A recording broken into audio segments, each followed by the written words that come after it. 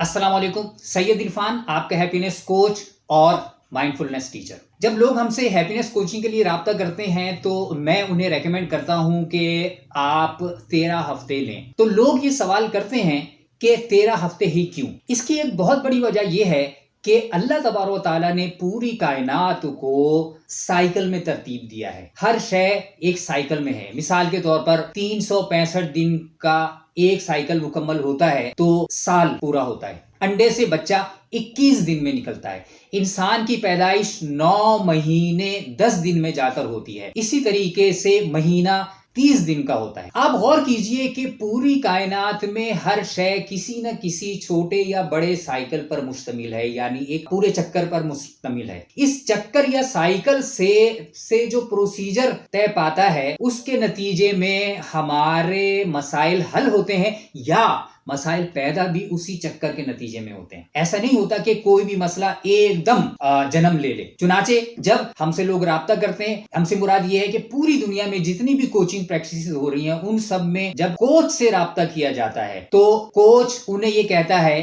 कि आप 12 से 21 हफ्ते का वक्त का तायुन करें, और उस वक्त का तायुन करने का नतीजे में हम फ्रॉम जीरो टू शुरू करते हैं और उसके बाद आहिस्ता आहिस्ता उस प्रोसेस को, वो दायरे कार को मुकम्मल करते हैं, जिसके नतीजे में मसला रिवर्स होता है। इसलिए आप जब भी किसी कोच से राब्ता करते हैं तो वो आपको 12 से 21 हफ्ते का मशवरा देता है और हम 13 हफ्ते का मशवरा देते हैं। हमने अपने असातिज़ा से यही सीखा है और इस मौके पर जब भी हमसे हैप्पीनेस कोचिंग के लिए कोई राब्ता करता है तो हम कभी ये दावा नहीं करते कि आपके दलदर, आपकी परेशानी चाहे किसी भी नौयत की है, वो हमारे 1 या 2 सेशंस में हल हो जाएगी। आप जब भी मुझसे राब्ता करें तो जहन में रखिए कि आप मुस्तकिल तौर पर अपने अनहैप्पीनेस के इशू से अगर छुटकारा पाना चाहते हैं तो कम से कम 13 हफ्ते लगकर अपने कोचिंग प्रैक्टिस